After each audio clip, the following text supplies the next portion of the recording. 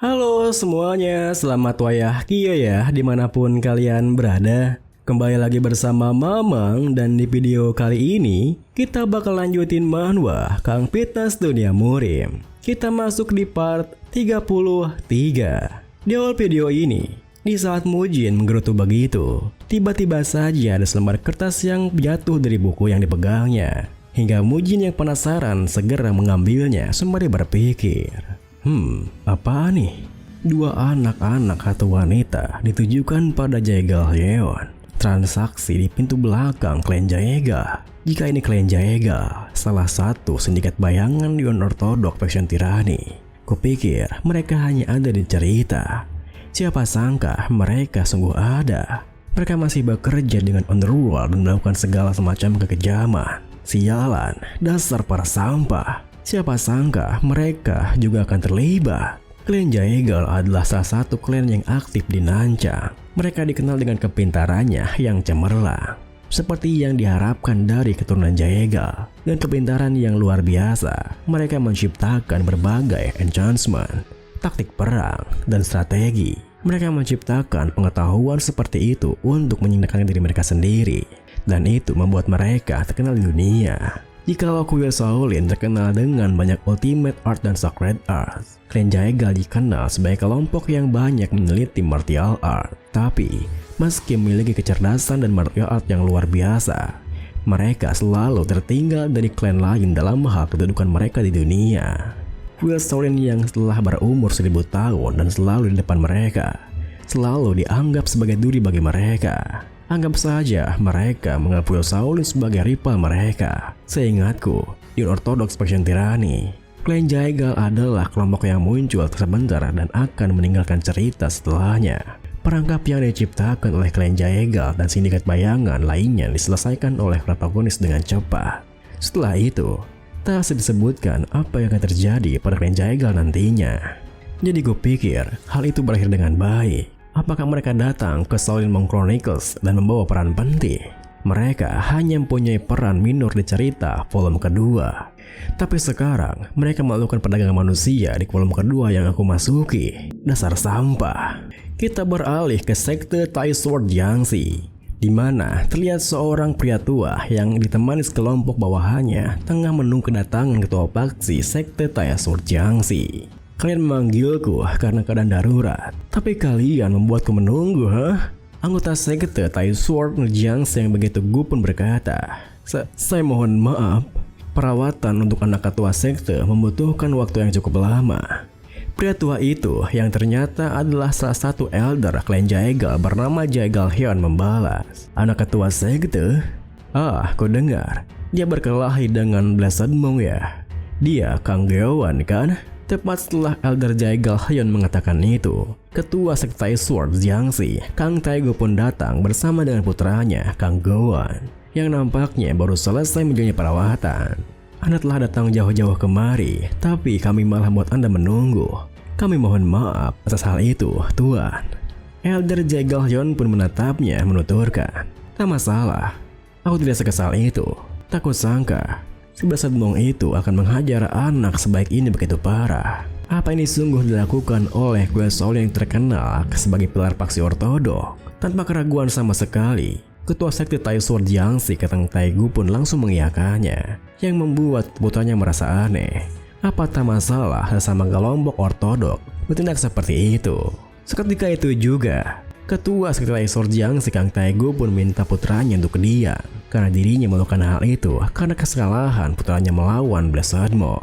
Dengan begitu, ketika Elder Jaegal Hyun bertanya apakah dirinya minta pertolongan, Kang Taegu yang memang mengincar hal itu pun langsung menjelaskan, benar, kami hanya mengingatkan kuil Shaolin agar tidak lupa dengan akar mereka. Tapi mereka mencemooh kami dan bertanya, apa larangan bagi kuil Shaolin untuk membuka bisnis? Mereka bahkan menantang kami bertarung jika kami tidak terima. Saat kami bertarung, Shaolin Monk menggunakan teknik yang tak pernah diketahui dan membuat anakku jadi seperti ini. Lihat dia, dagunya sangat sakit. Mungkin saja dia tak bisa berbicara lagi. Ini hanya karena tidak ada peringatan atau tidak lanjut untuk masalah ini. Melihat tindakan yang seperti itu, Elder Jaegal Hyun pun terdiam menghela napasnya berpikir, dasar bodoh. Mereka tak bisa mengurus tumbang muda. Beraninya mereka memanggilku seorang elder untuk membantu. Apa mereka sungguh tak mampu melakukan apapun tanpa bantuanku? Kenapa aku harus membereskan masalah anakmu? Orang-orang dari kelompok lainnya juga sama saja. Masalah uang, masalah tugas, dan bahkan konflik dalam kelompok. Semuanya tak ada yang berjalan lancar. Mereka berencana menguasai Nanjang, tapi mereka sendiri tak layak. Aku menunggu mereka saling bertarung dan menyingkirkan mereka semua dari sini. Tapi situasi ini kali ini berbeda. Mereka menggunakan kekuatan berlebihan. Aku akan menggunakan alasan ini untuk melawan kuil Shaolin dan membuat kelompok untuk mengambil alih. Aku perlahan membuat boneka ini agar aku bisa mengisi seluruh Nanjang. Dan katanya, putranya telah bertarung dengan Blasadmong kan? Bagus, aku bisa menilai siapakah yang lebih baik di generasi kuil Shaolin atau generasi kami. Takkan kubiarkan kesempatan ini lewat. Dengan pikiran seperti itu, Elder Jagalyon pun menuturkan, "Baiklah, aku akan membantumu. Keluargamu telah membantu kami, dan kau sekarang membutuhkan bantuan. Aku tidak akan duduk diam.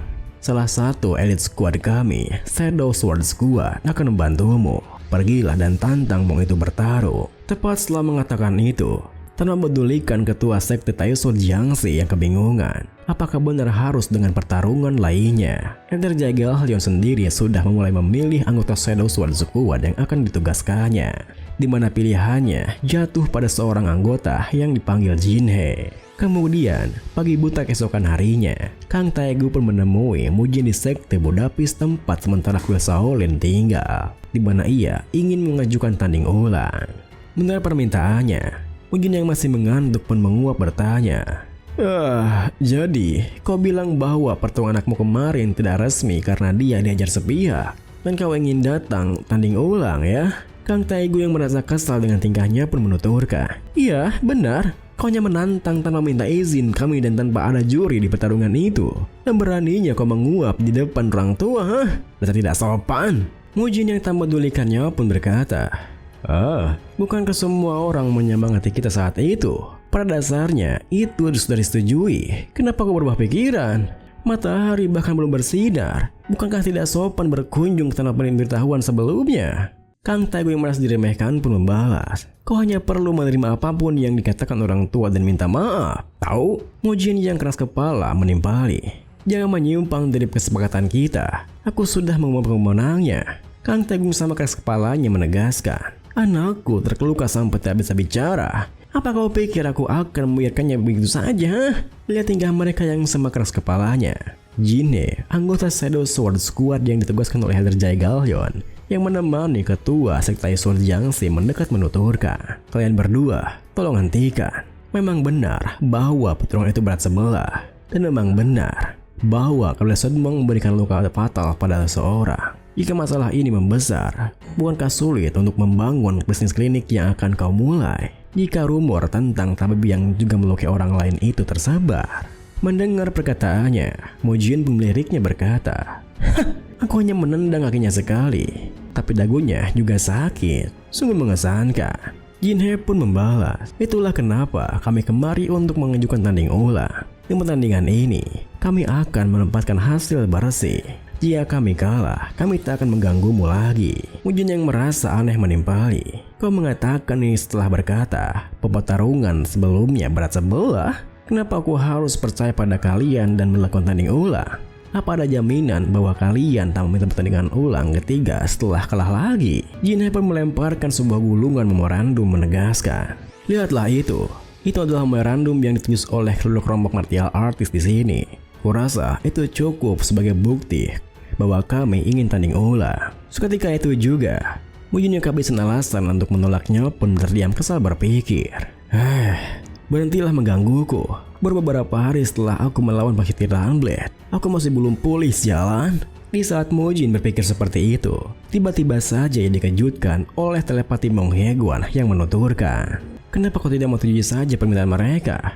Atau kau bersikap seperti itu karena kau takut kalah? Wajar saja sih jika kau merasa takut karena musuhmu terlihat kuat ya." Mendengar telepatinya yang melukai harga dirinya, Mujin pun segera menerima tantangannya, yang membuat Jinhe tersenyum puas bersamaan dengan Mong Heguan yang kembali menelepatinya. Oh, apa harga dirimu terluka? Aku ragu kau akan jadi lebih baik jika kau pergi bertanding seperti itu. Ingin mendengar hal agar kau merasa lebih baik, kah? Dari yang kulihat, energi orang itu sepertinya dia berasal dari klan Jaegal, kelompok yang mengklaim bahwa mereka adalah rival kita. Tentu saja, apa yang dikatakan Bong Hyegon membuat Mujin terkejut. Karena di luar dugaannya, klan Jaegal malah menunjukkan dirinya sendiri, yang merupakan kesempatan bagus untuk melihat sekuat apa mereka. Beberapa saat kemudian, di mana para anggota sekte Nancang lain telah berkumpul untuk menyaksikan duel ulangnya, Mujin yang berhadapan dengan Jinhe di arena latihan sekte Buddha Peace pun berkata, "Lebih baik kau melepaskan jubahmu itu. Aku tidak ingin kau beralasan bahwa itu mengganggu pertarungan kita." Jinhe pun segera melepas jubahnya sembari membalas, "Kali ini aku serius. Mungkin aku mengerti betapa kesalnya dirimu. Tolong jangan bicara seenaknya padaku." Seketika itu juga, para anggota sekte Nancang di sana, bahkan Mujin sendiri tak bisa menahan terkejutnya setelah melihat penampilan Jinhe yang begitu menawan, yang merupakan cucu kepala keluarga Jaegal saat ini. Meskipun begitu, ketika duelnya dimulai, Mujin sama sekali tak menunjukkan keraguannya untuk menerjang maju. Akan tetapi, pergerakan Jinhe yang begitu cepat membuat Mujin harus mengubah gerakannya. Karena kalau tidak, tubuhnya akan terbelah dua. Dengan begitu, seketika itu juga Mujin pun melindungi tubuhnya dengan teknik Iron Guard. Namun, meski hal itu membuat Mujin bisa menahan serangannya, Mujin sendiri masih dorong mundur ke belakang yang membuatnya tersadar jika perempuan di depannya itu sangatlah kuat. Lalu saat Mujin menyadari hal itu, Bong Hyegon yang melihat duelnya dari jauh pun mendengar telepatinya berkata, "Hei Mujin, lihatlah nona itu. Dia sangat cantik kan? Dia mungkin terlihat lembut, tapi dia lebih kuat darimu. Yang semangat ya, akan kuberitahu cara jitu untuk mengalahkan nona itu. Caranya adalah dekatilah dia terus seperti playboy. Pepet terus pokok nama ya."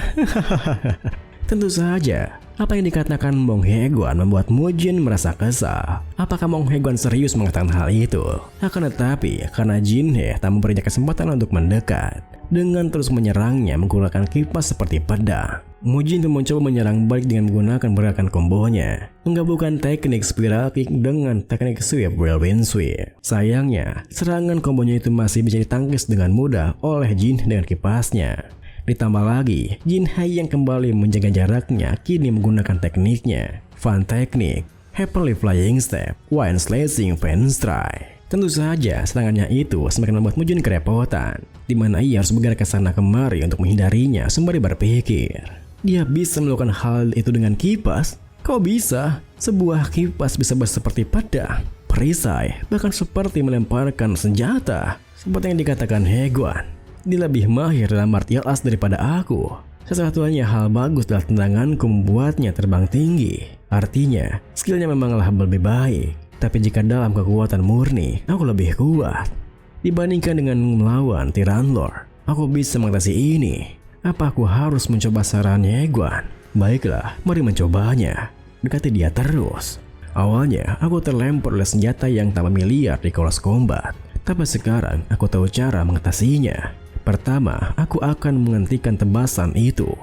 Dengan pikiran seperti itu, Mujin yang awalnya hanya menghindari tebasan kipasnya pun kini mulai menerobos masuk mendekat ke arah Jinhe. Hingga di saat Jinhe terkejut karena tak menduganya jika Mujin akan menerobos dengan kekuatan murni saja, Mujin yang telah menangkap kakinya berkata, "Berapa lama kau akan berencana untuk menyerang dari sana? Apa dari sana terasa begitu nyaman? Kena kau. Ayo pergi bersama ke dalam pertarungan kotor. Turun kau." Tepat setelah mengatakan itu, Mujin pun membanting Jinhe ke lantai. Akan tetapi, meskipun begitu, Jinhe sendiri tak hanya tinggal diam, di mana ia segera melompat untuk menghindari serangan lanjutannya.